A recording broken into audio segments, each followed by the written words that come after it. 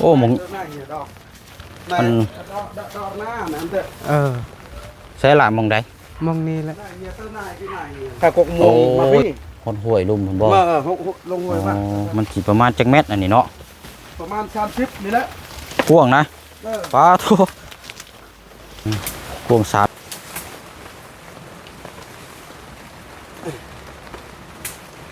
โอ้ลักเด่นอยู่หันบ่อยโอ้เนี่ยสายเกณฑ์ที่ว่าก็แบบเขาเบิ่งน้ำสายตานี่สิได้อยู่ประมาณ20คูณ2520คูณ25ยาวนี่20กว้างนี่25เนาะที่ดินพื้น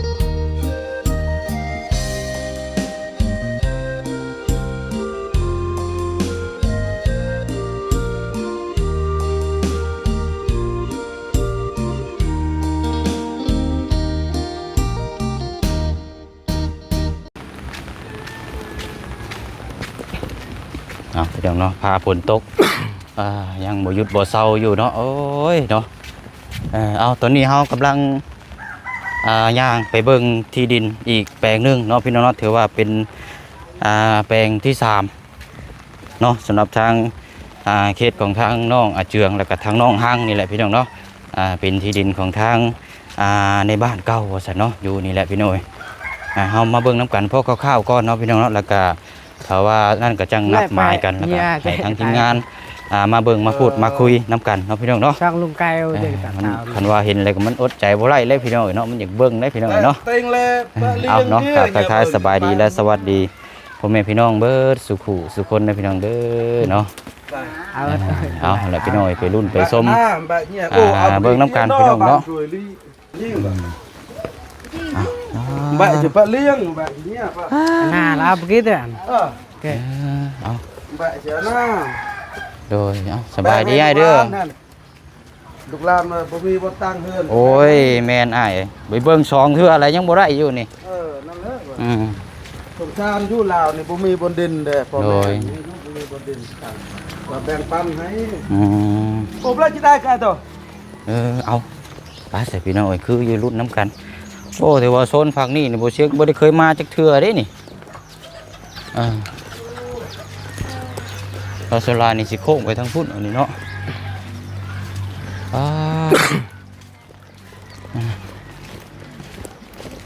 อันนี้ทางอันลูกหลานเพิ่นบ่อาเจือทางพ่อลาวเลยฮะพ่อลาวคนในบ้านบ่โอ้โดยเอาโอเคใช่พี่น้องเนาะเดี๋ยวมาให้ทั้งอ้ายเพิ่นแนะนำพอคร่าวๆก่อนแล้วก็แต่ว่านั่นละสินัดลาไม้กันแล้วก็ทีมงานมาเบิ่งน้ำกันหลายคู่หลายคนกับแม่นอันนี้แล้วพี่น้องเอ้ยโอ้ตกกับตกพอดีมื้อเนาะแบบนี้ยากเลย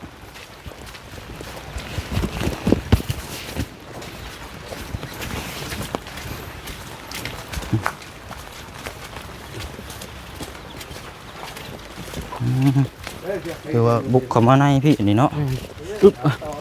โอ้เคยถือว่าเป็นอีกสถานที่มุมมองอีก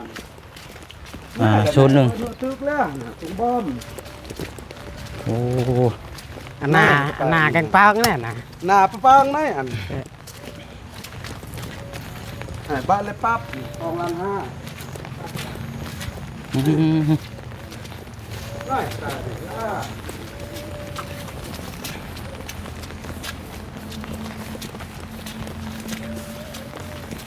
โอ้มึงมันใช้หลายมองใดมองนี่แหละโอ้อยู่ในพี่บ่โอ้คือปลากล้วยนี่เนาะแต่ไหนตัวปตอร้องอันไหนโรยิงตัวไหนน่ะปับไม่ยิงเลยยิงประมาณ10 เมตรตัวไหนประมาณ20 เมตรบ่25เนาะพ่วง25 เมตรตัวนี้ฮอดแกนะยาวเท่าไรก็ไอ้ยาวบ่โดยยาวนี่ฮอดห้วยเลยล่ะนี่เอาชื่อเลยนี่ถ้ากกมวงมาพี่ฮอดห้วยลุ่มผมบ่ลงห้วยมามันกี่ประมาณจักเม็ดอันนี้เนาะประมาณ30นี่แหละพ่วงนะป้าทุกพ่วง30 เมตร ยาวนี่ยาวลง อืม นายดอกไอ้ตัวเนี้ยนะมันตัวเรียบนะ โอ้อยู่ เรีบเลย ป่วยอยู่ห้องเลยเนาะปลูกต้นกล้วยก็ยังได้แล้วนี่ ตัวเฮ็ดชวนเลยนี่ ปลูก เรียบไหนครับ ปลูกมะกล้วยบางอย่างเลยเนาะ โดย คักอยู่แถวนี้ โอ้ยคักแล้วนี่อาเจียง นอนนี่โอ้บ่มีน้ำท่วมยังเนาะ โอ้ยพอสุดห่วยพี่เลยอืม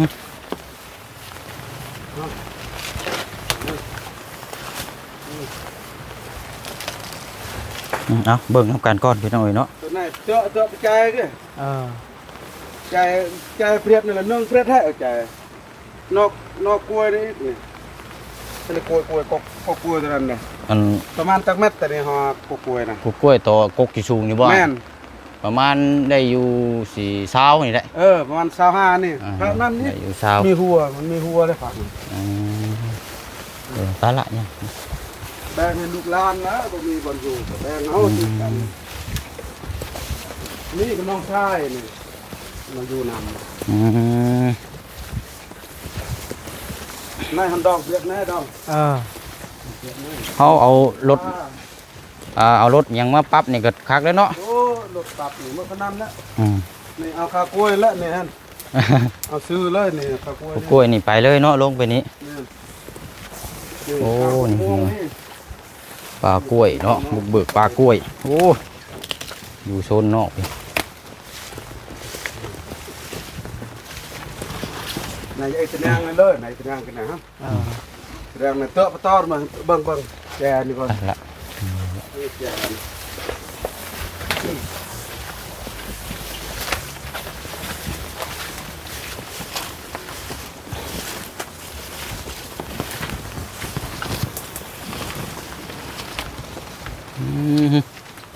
เฮ้เนาะโอ้หมุนพูดเลยบ่นะพอตัว นั่นลักหัวนี่หัวแล้วมีตาดูเปรี้ยวไฟอีก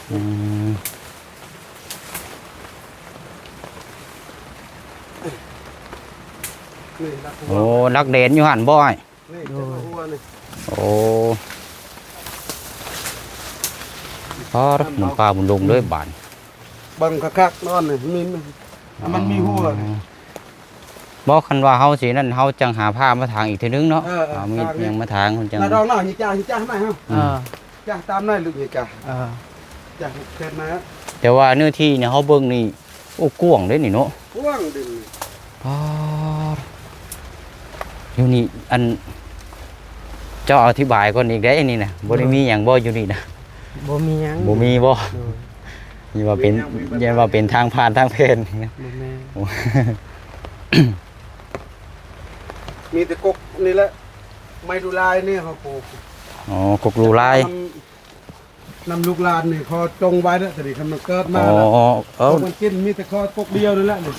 ได้แล้วสิเป็นหยังกกลูลายมันหายากได้ซุมื้อนี่ นี่แหละอยากคอนำ เอาไว้ก็ได้อยู่ อยากจงไว้ตัวนี้นะ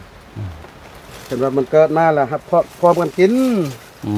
ม แม่นอกเดียวเฮา อืม คายดินแล้วคายมันเลยกกใหม่ครับ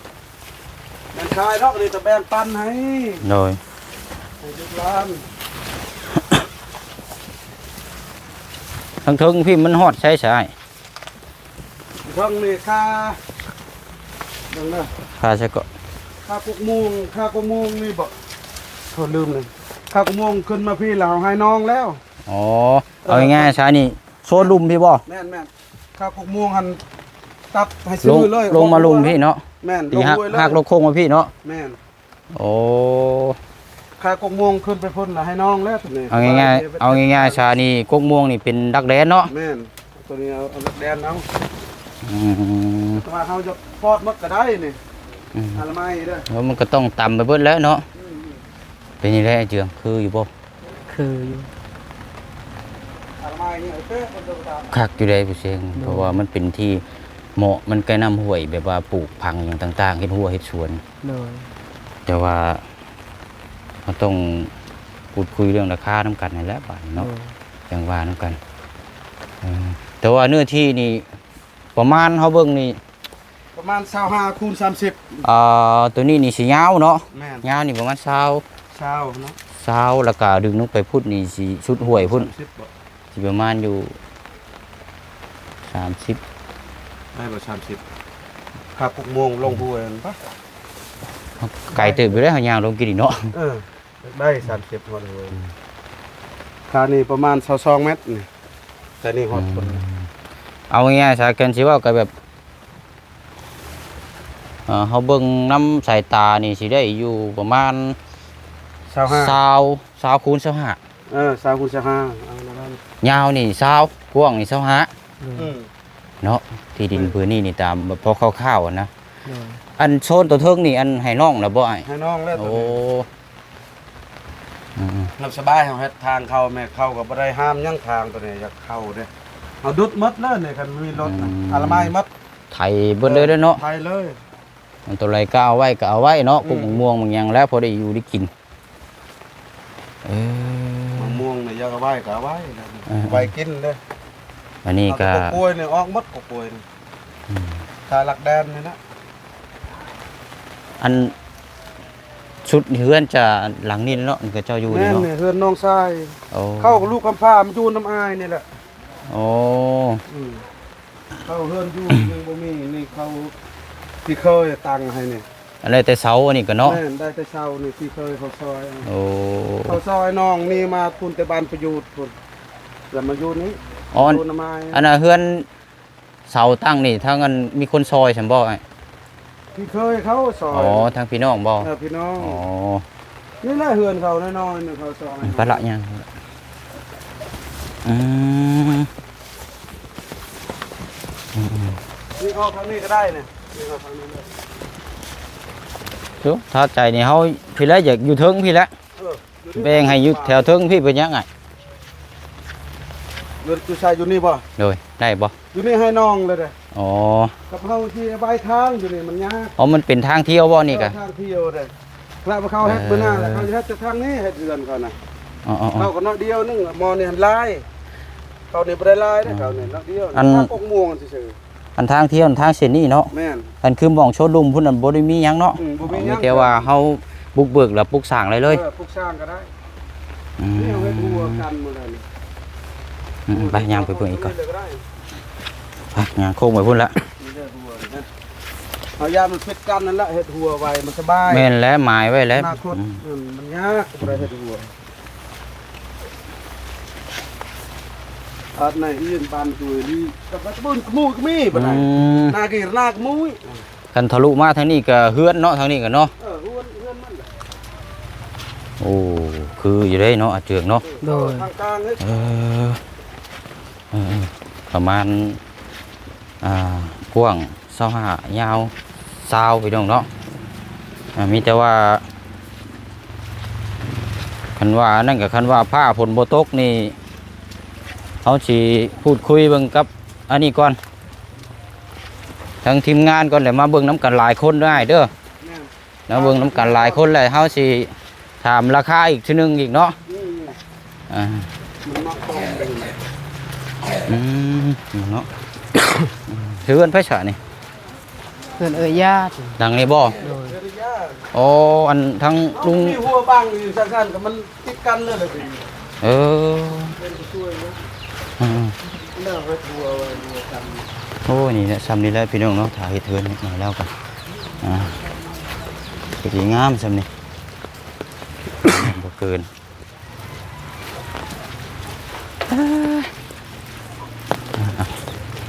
ทะลุมาพี่นี่เนาะอยู่มุมสุดท้ายสุดเลยคักๆอยู่พี่น้อยเนาะเหมาะสำหรับเกษตรโอ้เพิ่นคือย่างไว้แท้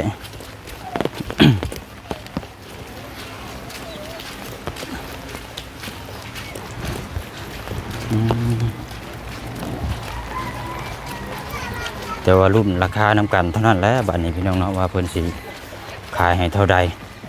แต่ว่ามันกว้างแล้วเฮาก็ขอยศอีกประมาณ15คูณ20ซั่นครับพี่น้องเนาะ นาคือมันเดิม ตอนไปเจ้างอนไหนอุ้ย ตาม ขั ราน คา เอา เนี่ยพี่น้องเนาะแต่ว่าเชิงเบิ่งนี่ก็ ขัน มันเป็นที่ เรื่องการคือ อยู่ใน โซนป่าบ่ซั่นก็สงสิบ่พอไปไหนหรอกพี่น้อง บางทีเวลาก็จะเปิดขั้น เอาก็จังว่าจังคุยน้ำกันเนาะมื้อนี้มาเบิ่งน้ำกันคร่าวๆพอดีทั้ง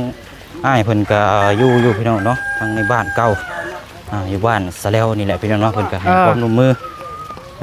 เอาละเอาหยุดก่อนนะเจียงสต็อปก่อนมีแต่ว่าอันเดี๋ยวเฮามันสิเศร้าอยู่บ่ผลมื้อนี้เนาะ จ้ะ คิดว่าสิเศร้าอีกบ่แต่ว่าทางอ้ายเรานี่อยู่เฮือนตลอดอยู่แม่นบ่ โดย งามอยู่ที่เนาะ โดย คักอยู่ได้บ่เสียงว่าเพราะว่ามันนึงมานี่มันเป็นโซนพุ่นแล้วก็อันปลูกกล้วยปลูกหยังนี่โอ้คักเด้นี่ โดย ตัวเนื้อที่นี่กว้างแต่ราคานี่อาจจะสูงเติบอยู่ เสียงเบิ่งนี่ ราคายานสูง แต่ว่าเฮาคันว่านั่นก็เฮาขอลดลงจากกว้างยดเข้าไปนิดนึงก็ได้เนาะเพื่อลดราคา โดย ในการซื้อมันก็จังนัดทีมงานมาเบิ่งน้ำกันพูดคุยคือมื้อนั้นแหละ โดย แต่ว่าโอเคพี่น้องผู้ใหญ่เห็นดีนำก็แม่นคักอยู่ได้เบิดเท่านั้นเนาะโซนพุ่นนี่กันว่าอะไรตัวนี้ก็อีกสำรองอีกตัวหนึงที่เจ้าเว้าหาแล้วเนาะนั่นก็ก็เนี่ยงามอยู่ไปวันนี้เฮาย่างมื้อก่อนอุ๊บรถนี่ขึ้นมาบ่ได้เลยนี่เส้นนี้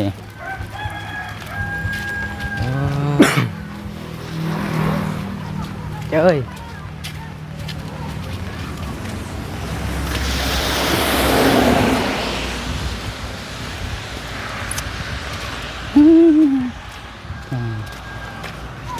ย่างไว้บ่ได้พี่น้องเอ้ยยันลบเอา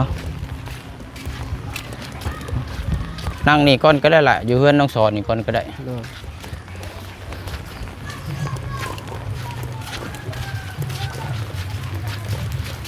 โอเคเอาตอนนี้ก่อนบัดนี้โอ้ยเนาะไม่ว่าเฮาบุกเบิ่งก็แม่นมันสิว่าก็เป็นฝนตกเนาะ โดย มันก็เลยจะเปียกๆแน่แต่ว่าที่ดินนี่เขาต้องซื้อแล้วเขาต้องปรับอีกทีนึงอยู่แล้วอันนี้นี่เนาะ โดย ปรับอีกทีนึงเพราะว่ามันเป็นโซนแค่ว่ามันจะสั้นลงทางห้วยเลยเนาะ โดย คักอยู่พี่น้องเอ้ยที่ดินนี่โอ้ยมันก็อยู่โซนเทิงพุ่นอีกแล้วมีไฟฟ้าไฟพื้นก็ฮอดถึงอยู่เนาะ โดย พื้นเป็นไฟ แต่ว่าบ่ได้มีทางผ่านทางหยังบ่อยู่หั่นกะ บ่มี ถามจะดี โดยดี ดี คืออยู่เนาะ โดย